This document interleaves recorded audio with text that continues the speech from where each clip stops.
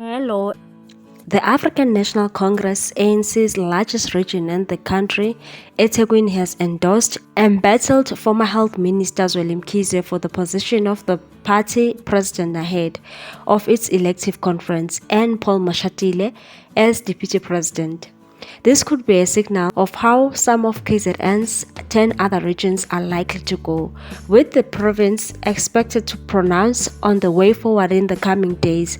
The Provincial Secretary Begim Tolo had given branches 2 days to deliberate over the nomination process, with regions expected to give him feedback on Wednesday. KwaZulu-Natal is also the ANC's largest province.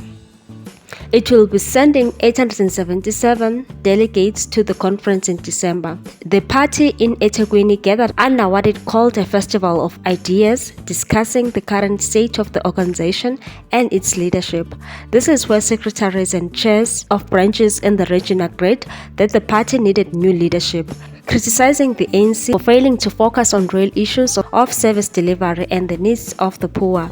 It picked and battled former Health Minister Zweli, who's been tainted by the digital vibe scandal, as its preferred presidential candidate, and Treasurer General Paul Mashatile also got the nod for the position of deputy president. The region divulged no reason for the two, but said it was open to negotiations on other positions. Well, in my view, these politicians are hungry for power, nothing else. Maybe Cyril Ramaphosa, Mr. Palapala, will come back as the president of ANC again.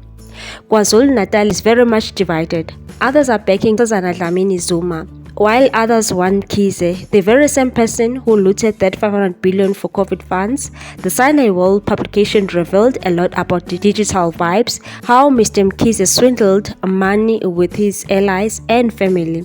But still, KZN has a nerve to select Zweli Mkhize.